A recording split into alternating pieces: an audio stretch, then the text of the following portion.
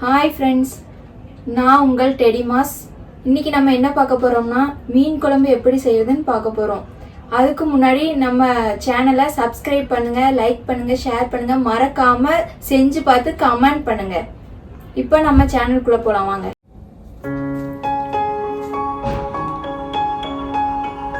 ஒரு 15 பொடி வெங்காயம் பொடிசாக நறுக்கி வச்சுக்கோங்க, 3 மிளகாய், அதுக்கப்புறம் ஒரு பெரிய சைஸ் தக்காளி, அப்புறம் இது அரைக்கிறதுக்காண்டி நம்ம அரைச்சி போட்டால் இன்னும் டேஸ்ட்டாக இருக்கும். அதனால வெங்காயம், வெள்ளைப்பூடு, 1 ஸ்பூன் கடுகு, 1 ஸ்பூன் ஜீரகம், ஒரு பெரிய தக்காளி, இதை அரைக்கிறதுக்காண்டி நறுக்கி வச்சுருக்கேன்.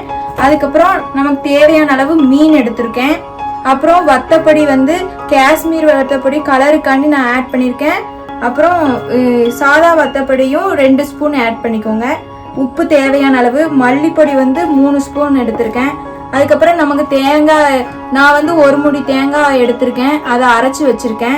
அதுக்கப்புறம் ஒரு நெல்லிக்காய் சைஸ், பெரிய நெல்லிக்காய் சைஸ் புளி ஊற போட்டு வச்சிருக்கேன். ஃபர்ஸ்ட் இதை நம்ம அரைச்சி வச்சுக்கிடணும். இது இப்ப நல்லா மையா அரைஞ்சிட்டு இதை நம்ம எடுத்து வச்சுக்கிடுவோம். இப்ப நல்லா பாத்திரம் காஞ்சிட்டு, அதனால ஒரு 3 ஸ்பூன் அளவு நல்லெண்ணெய் ஊத்துங்க, அப்பதான் நல்லா டேஸ்டா இருக்கும். இப்ப நல்லா எண்ணெய் காஞ்சிட்டு தாளிக்கும் போது என்ன செய்யணும்னா வெந்தயம் போட்டுக்கிடணும். வெந்தயம் போட்டா நல்லா மணமா இருக்கும். வெந்தயம் நல்லா பொரிஞ்சு வருது. இப்ப நம்ம நறுக்கி வச்சிருந்த வெங்காயத்தை நம்ம போடணும். வெங்காயத்தையும் மிளகாயும் சேர்த்து போட்டுருங்க. லோ ஃப்ளேம்ல வச்சுக்கோங்க. வெங்காயம் வேகும் போது உப்பு போட்டு வேக விட்டீங்கன்னா நல்லா சீக்கிரமா வெந்துடும். இது நல்லா செவக்க நல்லா வேக வைங்க. நல்லா சிம்லையே வச்சு வேக வச்சீங்கன்னா நல்லா இருக்கும்.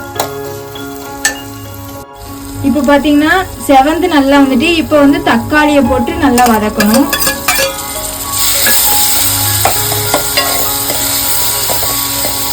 இப்போ பார்த்தீங்கன்னா தக்காளி நல்லா வதங்கிட்டு, வெங்காயம், தக்காளி, மிளகாய் எல்லாம் நல்லா வதங்கிட்டு, இப்போ நம்ம அரைச்சி வச்சிருந்தோம்ல, மிக்சியில் அரைச்சோம். அதனால நம்ம இப்போ நல்லா இதையும் எண்ணெயில நல்லா வதக்கணும். இப்போ ஜாரில் உள்ள அரைச்சி வச்சிருந்ததை நம்ம போட்டோம். இப்போ நம்ம எடுத்து வச்சிருந்த பொடி, மல்லிப்பொடி, வத்தப்பொடி, காஷ்மீர் வத்தப்பொடி நான் கலருக்காண்டி ஆட் பண்ணிட்டேன். அது ரொம்ப காரமா இருக்காது. சாதா வத்தப்பொடி எல்லாமே போட்டிருக்கோம். இதை நல்லா வதக்கணும். ஒரு 5 மினிட்ஸ் லோ ஃப்ளேம்லயே வச்சுக்கோங்க. ஏன்னா ஹை ஃப்ளேம்ல வச்சா அடி பிடிச்சிரும். அதனால லோ ஃப்ளேம்லயே வச்சு இந்த எண்ணெயில நல்லா வதங்கட்டும். மூடி போட்டு வச்சுக்கோங்க. நல்லா இப்ப பாத்தீங்கன்னா நல்லா வெந்துட்டு இருக்கு. இது நல்லா இன்னும் மசாலா ஸ்மெல் போற வரைக்கும் 5 to 10 மினிட்ஸ் வரைக்கும் நல்லா வேகணும். அப்போ அந்த மசாலா ஸ்மெல் போற வரைக்கும் வெந்தாதான் குழம்பு நல்லா டேஸ்டா இருக்கும். இப்போ நல்லா வெந்துட்டு, இப்ப நம்ம புளி கரைச்சி வச்சிருக்கோம்ல, அதை எடுத்து ஊத்திடணும். ஊத்திட்டு இப்ப ஃபுல் ஃப்ளேம்ல வச்சுக்கோங்க. ஒரு கொதி நல்லா வந்ததுக்கு அப்புறம் லோ ஃப்ளேம்ல மாத்திட்டு நல்லா ஒரு 5 மினிட்ஸ் நல்லா கொதிக்கணும். நல்லா கொதிச்சதுக்கு அப்புறம்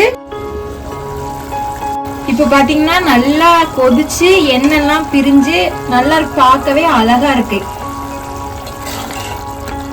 இப்போ நல்லா கொதிச்சு வர்றதுனால இப்ப நம்ம தேங்காயை ஊத்தணும்.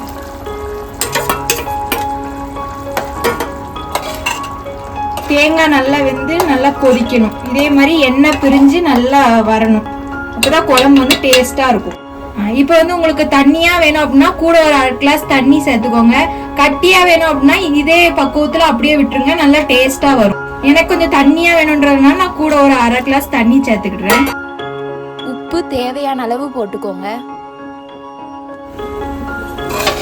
இப்ப நல்லா குழம்பு கொதிச்சிட்டு இருக்கு. இப்போ நம்ம மீன் போடலாம். மீன் போட்டுட்டு ரொம்ப நேரம் வேக விடக்கூடாது. இப்போ ஒரு 3 மினிட்ஸ் ஆயிட்டு, இப்போ மீன் பாத்தீங்கன்னா நல்லா வெந்துருச்சு. பார்க்கவே அழகா இருக்கு. நல்லா வெந்துருச்சு. அதனால ஆஃப் பண்ணிடுவோம். மல்லி இலைய நல்லா வாசமா இருக்கும் மல்லி இலை போட்டா. அதனால நம்ம மல்லி இலை போட்டுட்டு ஒரு 5 மினிட்ஸ் மூடி வச்சுட்டு ஆஃப் பண்ணிருங்க. மூடி வச்சுட்டு ஒரு 5 மினிட்ஸ் கழிச்சு நீங்க சர்வ் பண்ணலாம். இப்ப பாருங்க மீன் குழம்பு எவ்வளவு அழகா இருக்கு. பார்க்கவே அழகா இருக்கு. சாப்பிட்டு பாருங்க, நல்லா டேஸ்டா இருக்கும். நானும் சாப்பிட்டு பார்த்து சொல்றேன். எந்த மீனாக இருந்தாலும் இதே பக்குவம் தான். நீங்கள் எந்த மீன் போட்டு செஞ்சாலும் இதே மாதிரி செய்யலாம், நல்லா டேஸ்ட் வரும். இதை நீங்கள் செஞ்சு பார்த்துட்டு கமெண்ட் பண்ணுங்கள். கண்டிப்பாக நீங்கள் செஞ்சு பார்க்கிங்க, நல்லா டேஸ்ட்டாக வரும். கமெண்ட் பண்ணுங்கள்.